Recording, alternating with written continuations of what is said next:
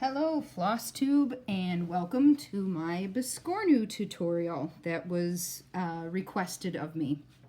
I'm not making any promises because I've never done a tutorial before, so you're gonna get what you're gonna get, and who knows, you may ask me to never do one again. I don't have any notes written down either. I'm just gonna go through it in the steps that I use. If you don't find my tutorial useful, there are, I'm sure, a few others out on YouTube that you may find more useful. So I have some of the steps prepped.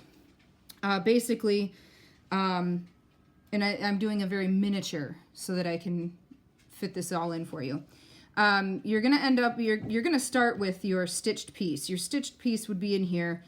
Every biscornu pattern will have this back stitching outline around the design, and you will do that on both sides, the top and the bottom of your biscornu. So after you get your back stitching around here done, you're going to want to trim it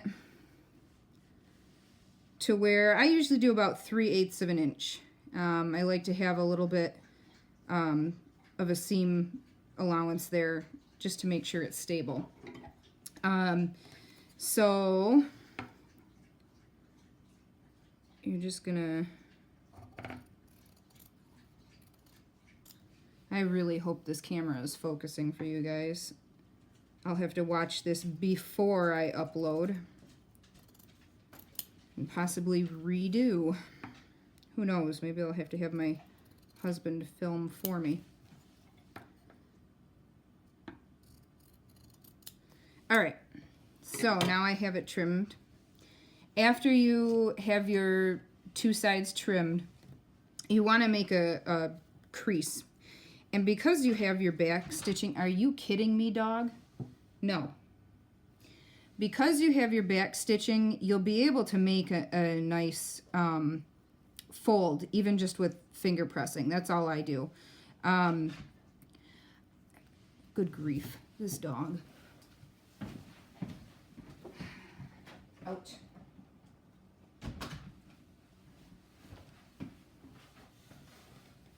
Okay. So like I've done here, and this is also, I used some scrap Ada that I had, so it'll give you a crisper image, I'm hoping. So you're just going to go around and press or fold that over. Now you've got two halves that are folded over. And now you're ready to assemble. Guess what I forgot, guys? I forgot a pin. Just one second.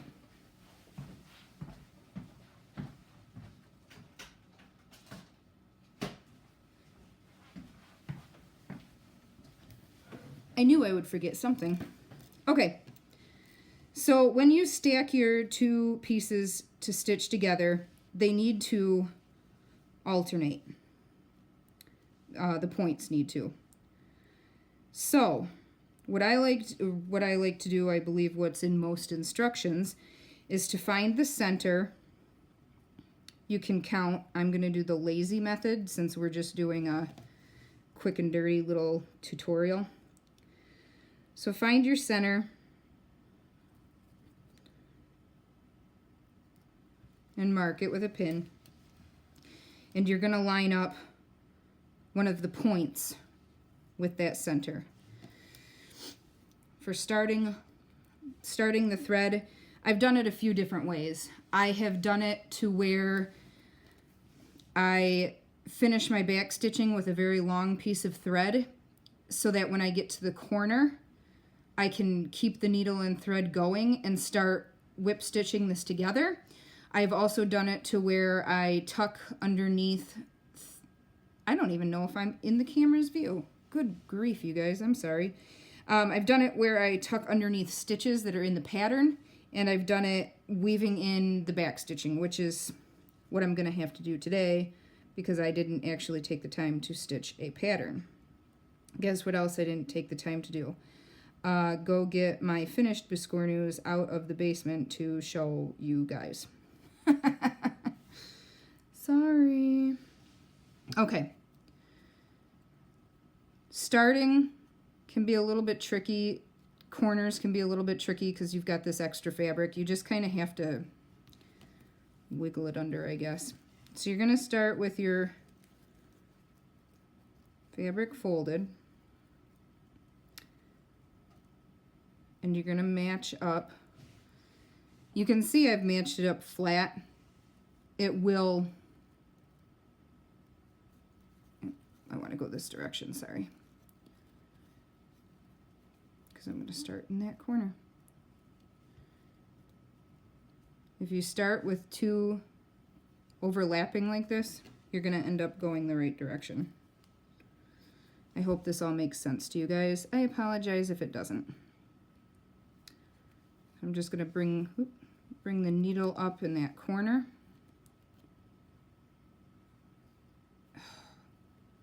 With this pin. Okay. Got my center point lined up. Take that pin out of the way. Now all you're going to do is take your needle, go underneath that back stitching. Come over. As long as you come up on the same side all the time, you'll get that overhand stitch. Man, this is really difficult to stitch away from you.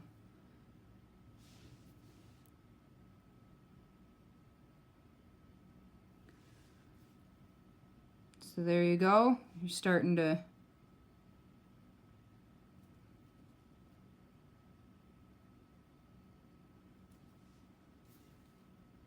So you're starting to get it pieced together. You've got a seam there holding it together. I'm going to turn this closer to me so that I can see what I'm doing, and I'll show you what to do when you get to that corner.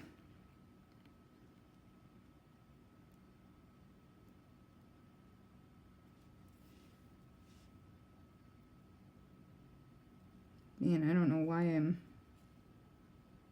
nervous, because nobody's actually sitting here in person and watching. I also have never done a biscornu with Ada. This is fairly stiff. I don't know. I don't think that's a bad thing by any means. May help to give you some structure. I am not used to stitching with anything this stiff.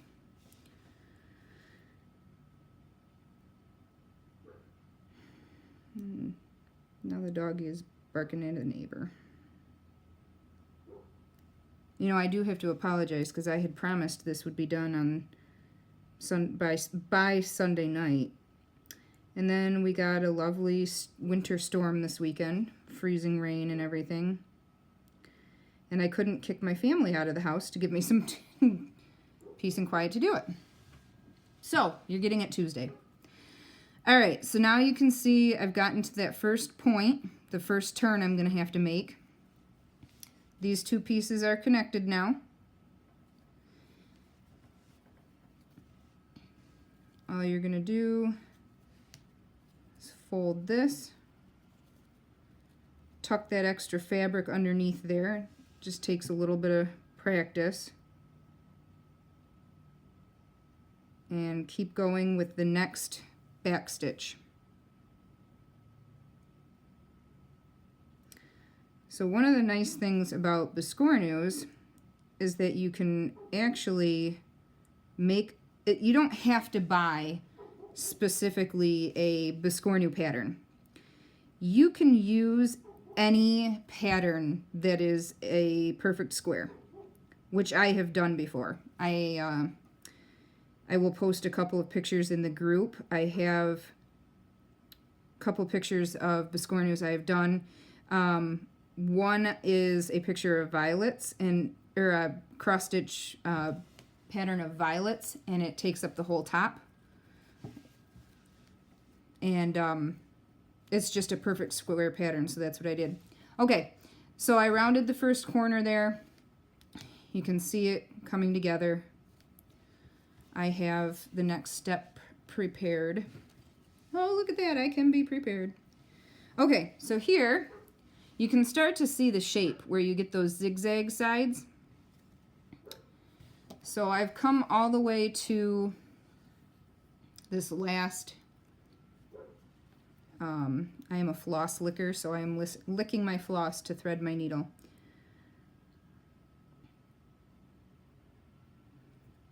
And it's not working.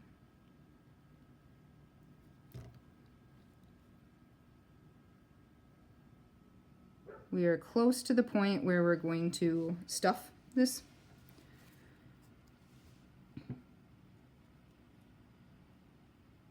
So I'm about to turn one of the last corners. I hope this is focusing properly for you guys. Because as much as I love you all, I don't want to keep recording this over and over again to get it right. Once you get to these last couple corners, it can get a little bit tricky. Now keep in mind as well that I made a very small scale sample so that you wouldn't have to sit and watch me stitch for an hour. So you may have an easier time with your particular biscornu.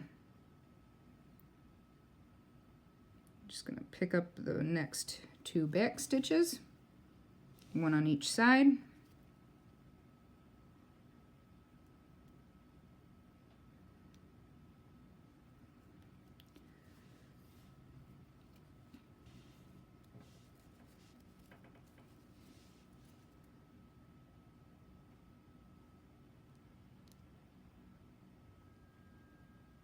The nice thing about these two, you can do a variety of different, fancier edgings kind of on these.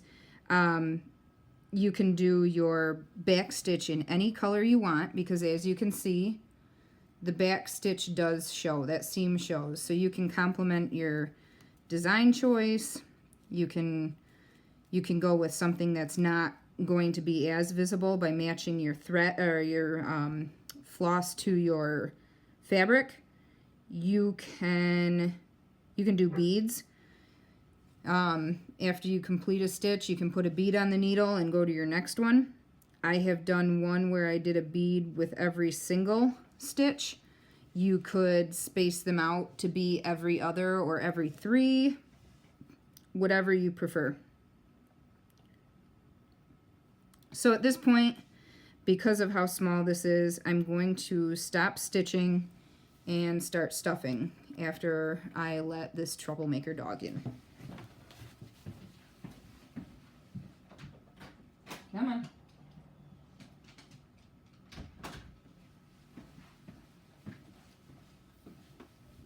Okay. I just use my big old bag of polyfill from Hobby Lobby, which you can get super cheap. Big bag is $4, $3.99. And I think that's an everyday price. Then you can use a 40% off coupon. So now you're gonna just use that opening to stuff. You want to make sure to really tuck into the corners when you're stuffing your biscornu. Yeah, this isn't going to take any time at all.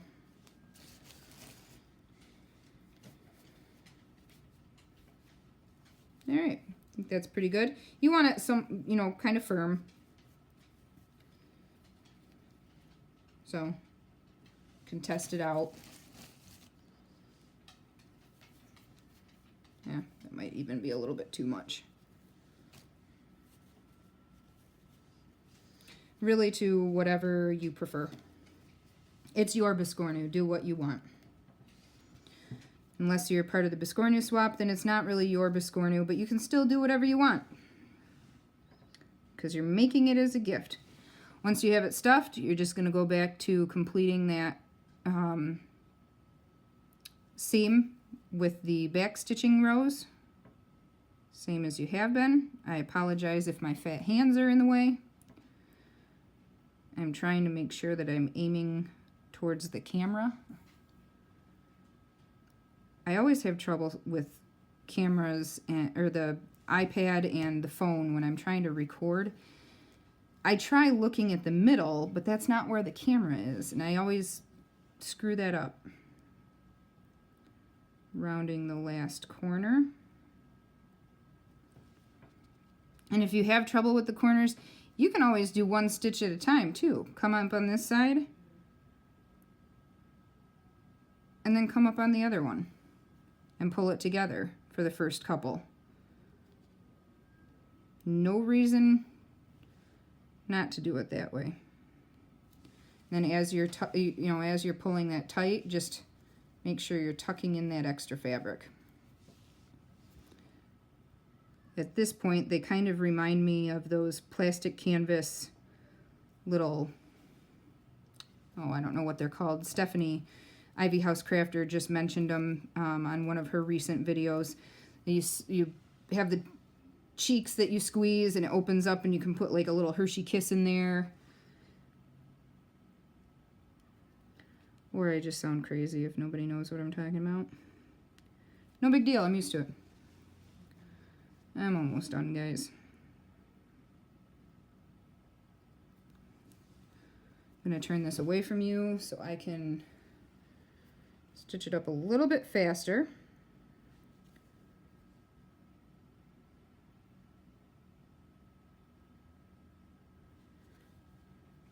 And actually, just before I sit down to do this, I got a message from somebody on Instagram after I posted some FFOs that I had done, and they were asking about the ribbon trim.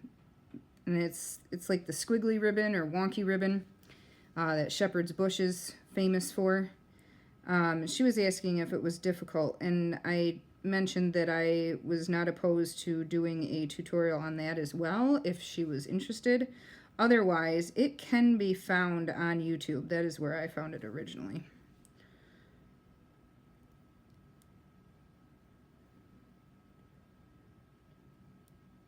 You can see I'm starting to have a little bit of trouble with this extra, popped right out of my hand there, extra fabric, getting around this last corner and getting this completed. So you can, like I said before, go in one stitch at a time if you prefer. I'm being stubborn and going to do both. Oh, I lied. I'm going to do one on this one.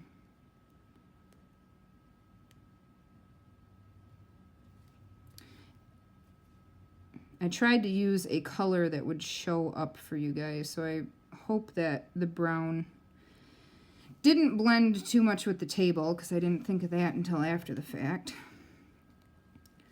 Just kind of play around with it a little bit, tuck in that extra fabric. You can see I got it tucked to where that last seam lines up now.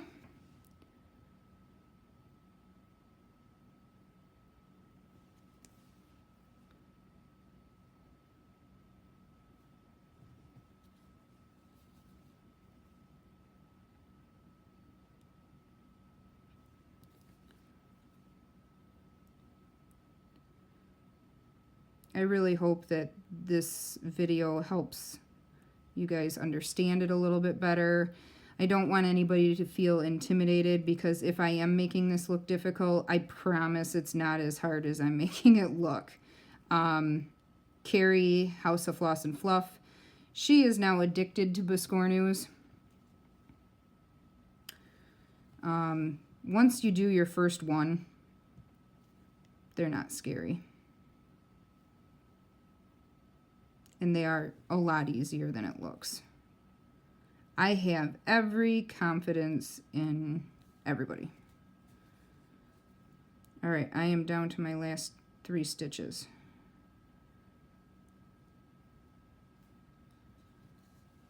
Normally I use a much smaller needle too, but I wanted to be able to thread the needle for you in a timely fashion for this video, so just grabbed a big one. All right, this is my last stitch.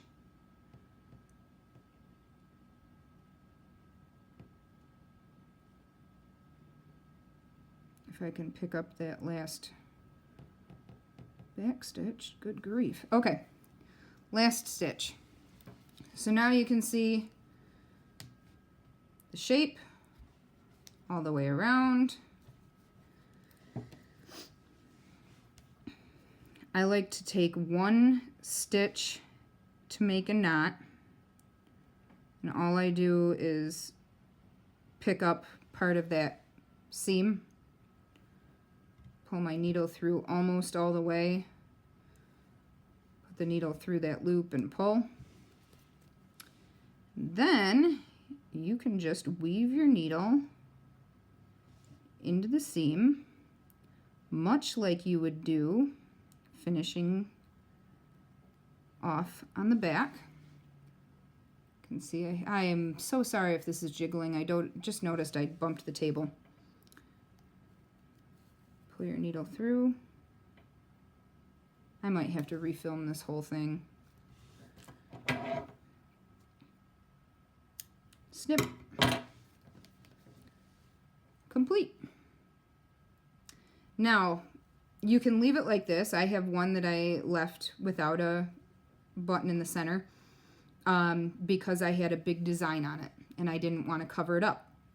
Traditionally, and I think most stitchers, when they do their biscornus, they do put a bead or a button in the center. And all you would do, I usually use invisible thread. You're going to find your center.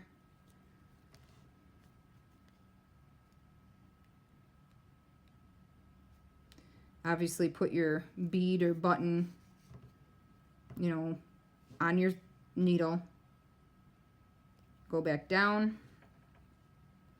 You know, flip it over to make sure you come up near the center again. Do that a couple times, but I just want to give you a rough idea. Pull it tight, tie it off, and that's what gives you that traditional biscornu shape with that dent in the center where you've got your decorative button or bead. So, like I said, I hope that was helpful. I apologize if it was not. I'm going to review this before I post. Make sure the camera didn't wiggle too much. If you have any questions, please don't hesitate to comment below. I will answer to the best of my abilities. Again, if you're a visual learner, I suggest maybe even checking out another tutorial on YouTube just to see how it compares to mine. But personally, I learned by doing. Don't get scared. If you want, I mean, if nothing else, get a couple squares of scraps, do a small little back stitch just like I did, and practice that way.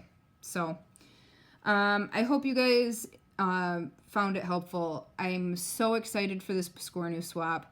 Again, if you haven't signed up, we are closed for the first round, but we obviously will be keeping it going. So just feel free to join the group, the Great Biscornu Swap, and you can watch our first round, see what everybody ends up with, and join in on the next one. Have a great night, guys, and happy biscornu stitching.